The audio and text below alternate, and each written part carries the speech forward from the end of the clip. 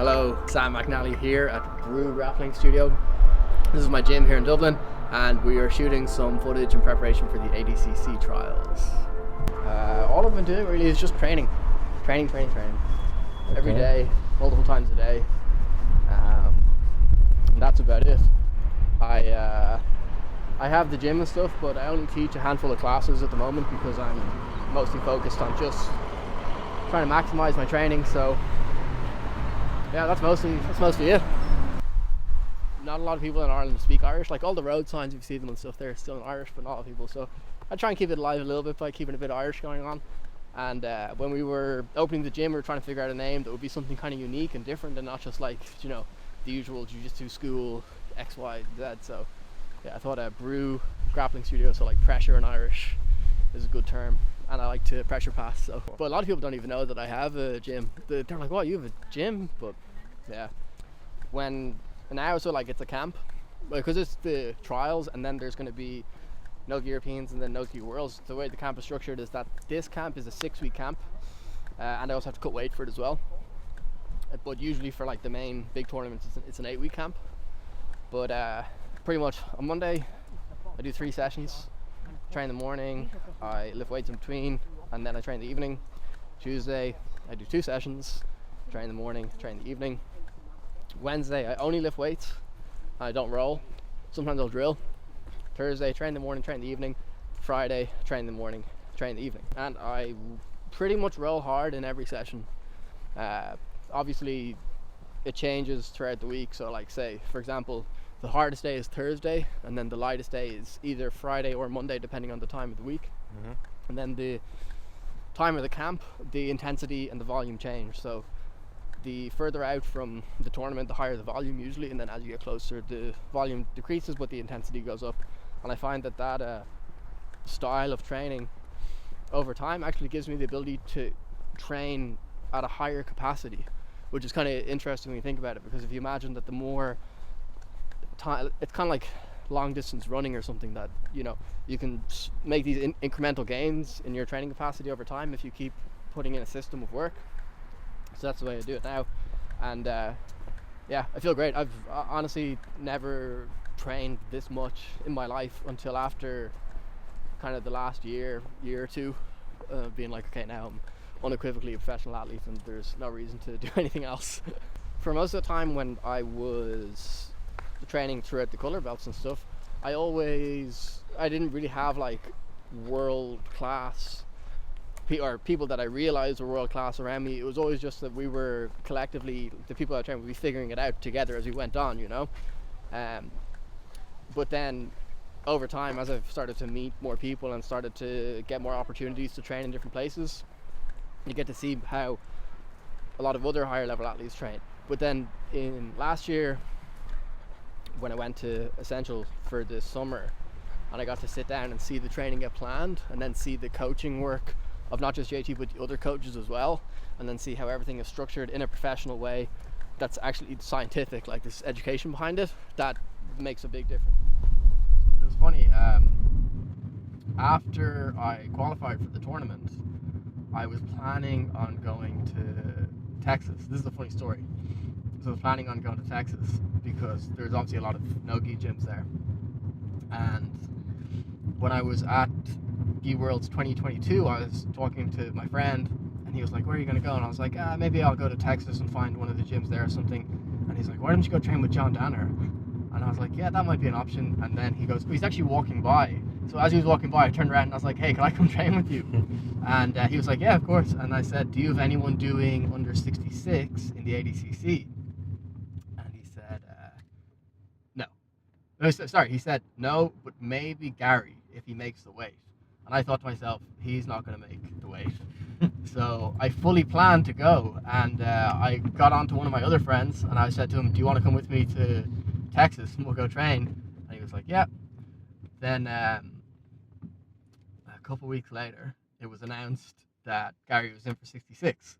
So I was like, okay, well, I suppose I can't really go there anymore. So then I was like, where else can I go?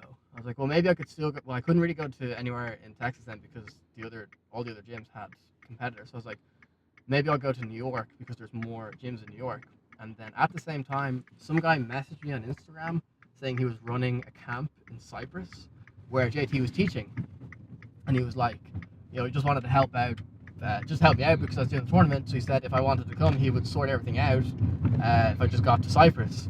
So, and I could bring my wife as well. So we went to Cyprus and then met JT and Yolanda, and we were all living in the same house for the week, and I was just like, wow, I was really impressed with his level of jiu-jitsu, obviously, and then his character as well. So I decided then, instead of going to different gyms in New York, I would just go to Essential, and then kind of just from there, I found it to be like one of the best places I've ever trained. Like, the environment's very good, and obviously the quality of jiu-jitsu is amazing, but the actual positive impact of the place is really cool.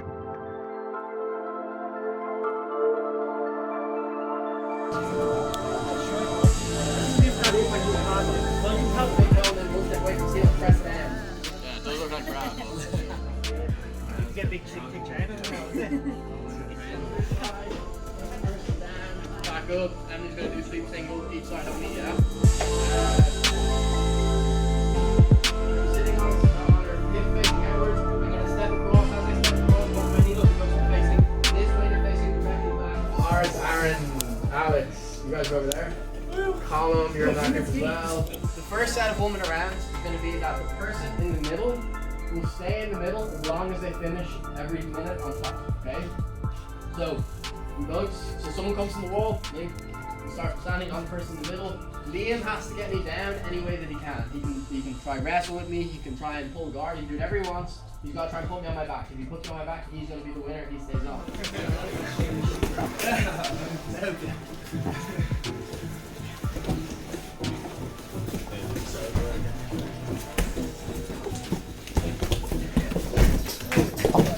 Before I'd done the trials, I was familiar with the ADCC rule set, but I'd never trained a lot for it. But after putting in a lot of time training, practicing, I realized it's the most complete form of grappling because there's no way that you can win without being able to do all of the parts of grappling that you might not have to do in other sports or in other disciplines. So, because you have to be able to wrestle, you got to be able to pass guard, you got to be able to stay on top, you got to be able to play guard as well. And as well as that, even if you have an excellent game of doing one specific sequence or one kind of style, once it hits the overtime, you're going to get stood up again. It changed my life a lot, I suppose, now, just the level of exposure. I didn't realize how many people watch this, Like when I did jiu-jitsu, I'm not trying to be famous, I'm trying to win, So obviously I knew from when I was younger from watching people fight and then seeing like, oh wow, there's that guy who's made a breakout performance, and then when that kind of started happening to me, I was like, whoa, this is weird because I've no anonymity anymore in jiu-jitsu, It's like whenever I go to different gyms to train, I can't just turn up and just quietly sit in the corner and then do a few rounds. There's always people that have seen what was going on, and yeah, it's different. It's very different.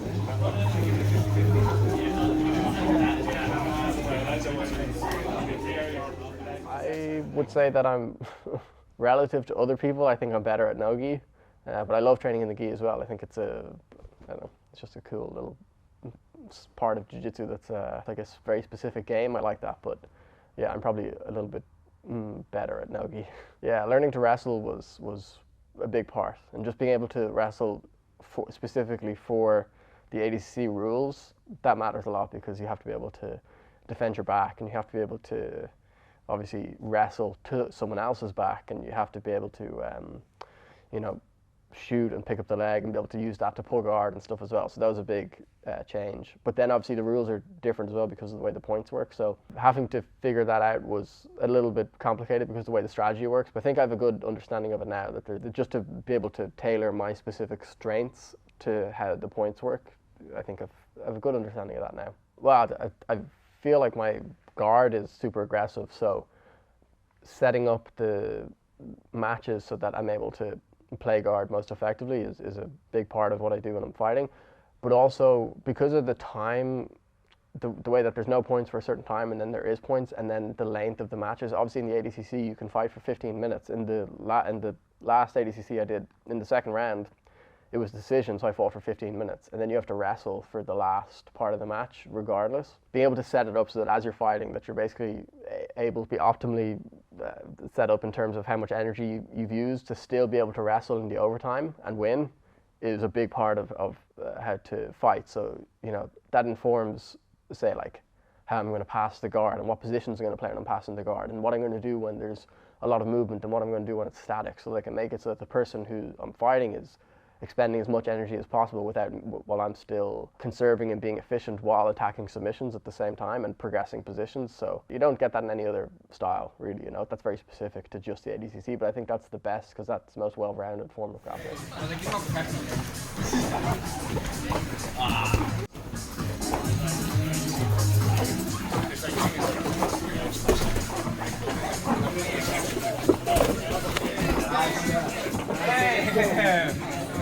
Tough rounds, everyone's out to get me today.